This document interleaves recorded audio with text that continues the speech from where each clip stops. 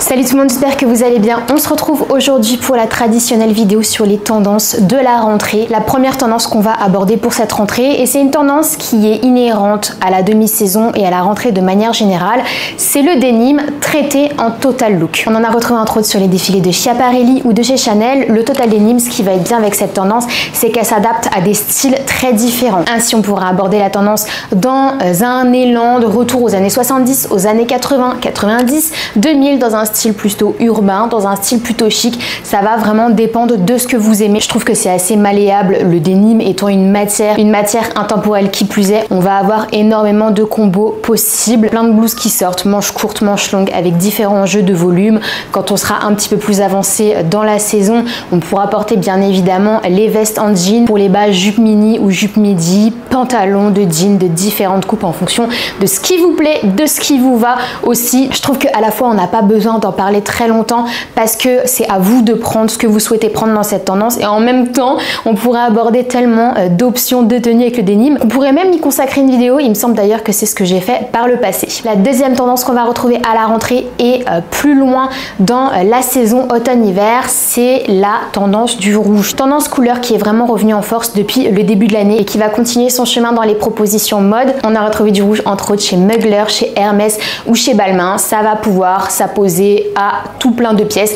Le rouge étant une couleur à la fois forte et également intemporelle, passe-partout, bien moins difficile à assortir qu'on pourrait le croire. Un sac rouge ou alors une paire de chaussures rouges, croyez-moi, c'est le coup de boost parfait à n'importe quelle tenue. Sur le prêt-à-porter, ce qui rend bien également, c'est des mailles. Une bonne maille sur un jean par exemple, ça fait le job. Idem pour les hauts, toutes des blouses pour jouer sur les volumes et avoir un petit peu de modernité. Je vais vous mettre différentes pièces actuelles accompagnées d'idées de tenue avec du rouge. N'en ayez pas trop peur, croyez-moi, ça s'intègre parfaitement à un dressing de tous les jours, intemporel ou plus pointu sans aucun problème. La troisième tendance qu'on va voir revenir pour cette rentrée et également pour l'automne, c'est le cardigan de papy. Oui, vous le voyez à des kilomètres, ce cardigan avec une bonne maille, avec un volume assez loose pour des looks cocon. Retour au cocooning, saison l'oblige. On en a vu entre autres chez Jil Sander, chez Gucci ou chez Ferragamo. Ce que je trouve assez sympa avec les cardigans un petit peu loose, c'est qu'on va venir les marier avec des pièces qui sont dans un style bien opposé pour créer un contraste et un équilibre. C'est ce qui fait selon moi les looks les plus réussis.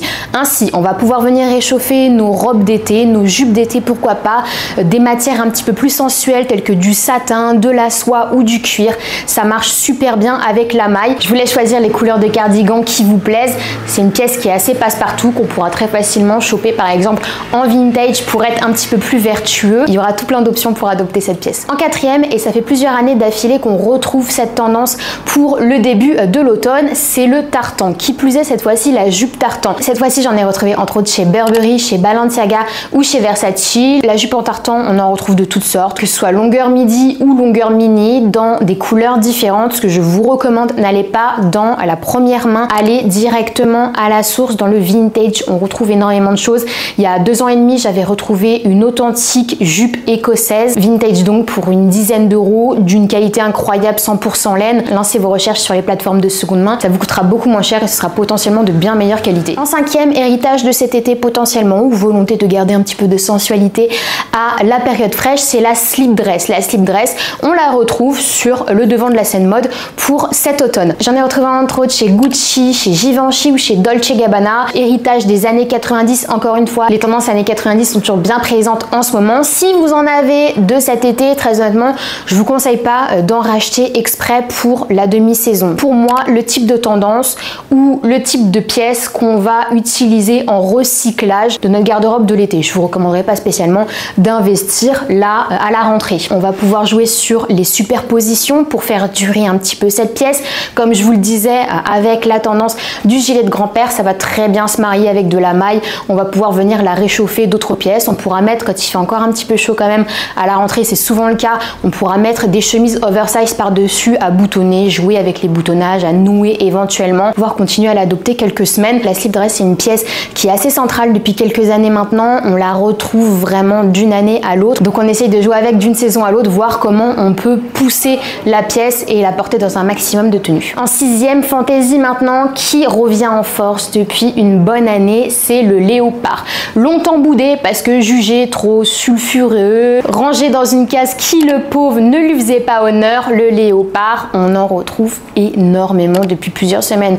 Si vous regardez un petit peu chez différents sites, chez différentes marques, très difficile de passer à côté, que ce soit en prêt-à-porter, en accessoires, sac à main, ceinture, également en chaussures. Spoiler, j'ai craqué. Du léopard, on en a retrouvé entre autres chez Dior, chez Alaïa, chez Balenciaga.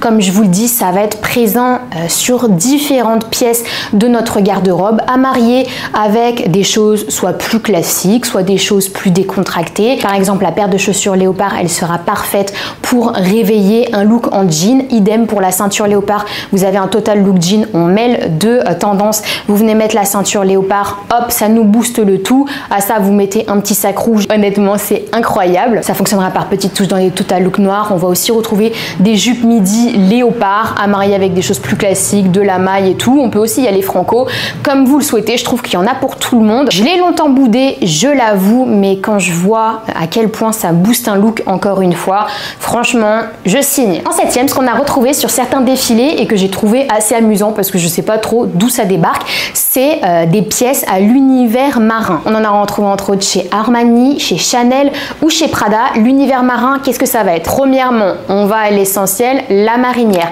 Deuxièmement, on a retrouvé des cols marins. Troisièmement, on a retrouvé des accessoires tels que des casquettes, des petits chapeaux aussi. Je dois dire que je trouve ça assez mignon. Vais-je craquer pour des pièces marines très ancrées? Jeu de mots. Non, pas spécialement. Je vais rester sur les marinières qui pour moi sont l'intemporel de la garde-robe. Mais voilà, si vous voulez un petit détail ou si vous voulez simplement vous régaler, je trouve que les silhouettes sont plutôt sympas.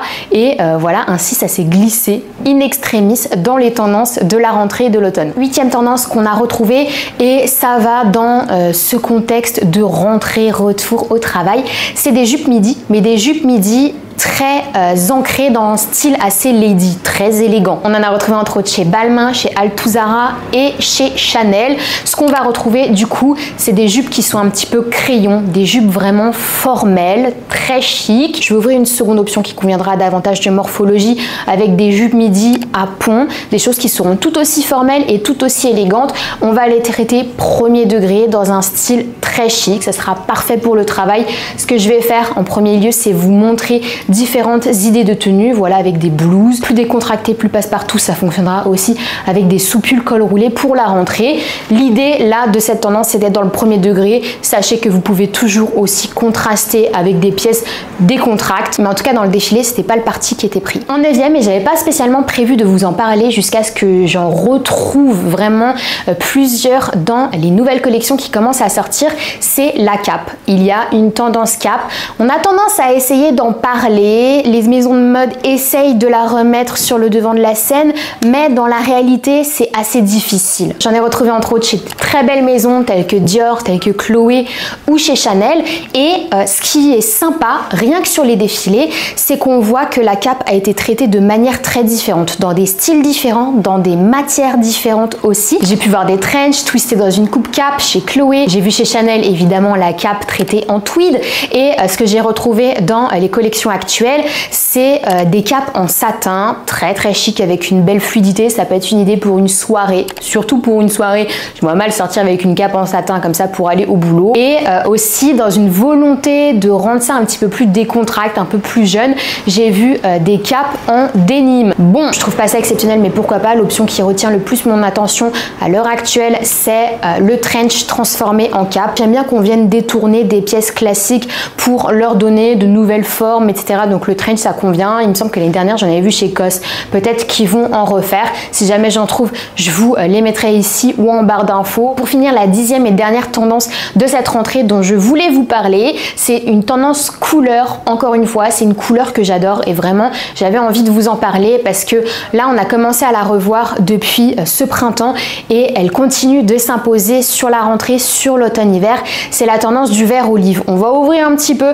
parce que ça dépend des teintes. On va être sur du du vert olive, sur du kaki clair aussi. J'en ai retrouvé entre autres sur les défilés de Alberta Ferretti, de Bottega Veneta ou de Burberry et je trouve que cette teinte, elle a vraiment été sous-cotée depuis des saisons et pourtant elle est incroyable. C'est un peu comme le rouge, on la voit, on se dit qu'elle est assez compliquée à porter au quotidien, qu'elle est forte, qu'on va jamais réussir à la sortir et pourtant elle se marie avec beaucoup de choses. En premier lieu, le jean. Vous savez très bien, à partir du moment où une pièce se marie avec du jean, pour moi c'est tout gagné, on peut la porter plein de fois.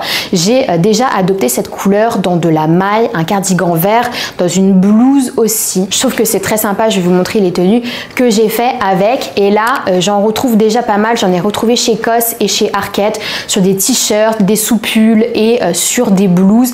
On va commencer à en revoir un petit peu plus. Selon moi, là où ça marchera le mieux, c'est donc sur les hauts et sur les robes, à voir comment ça se décline par la suite, mais c'est vraiment une couleur qui en plus de ça est un petit peu passée en saturation, donc du coup qui est plus facile à adopter je trouve. Elle sort pas non plus du lot visuellement, donc ça peut être intéressant pour celles et ceux qui veulent mettre davantage de couleurs dans leur dressing sans y aller trop premier degré, petit à petit. Ouais tout le monde, j'ai fini avec cette vidéo, j'espère qu'elle vous a plu. N'hésitez pas à me faire un retour en commentaire sur les différentes tendances que j'ai abordées, celles que vous préférez, celles que vous aimez le moins, vers quoi vous allez vous tourner pour cette future, on y va doucement, nouvelle saison. Si vous êtes nouveau, nouvelle cette chaîne et que vous voulez suivre un petit peu les vidéos tendances, conseils, look, histoire de la mode qui est ici, n'hésitez pas à vous abonner et surtout n'hésitez pas à vous abonner à mon Instagram où je poste au quotidien des photos de mes looks, des conseils, des sélections en story, on échange un max en DM. Voilà, je fais plein de gros bisous et je vous dis à la prochaine.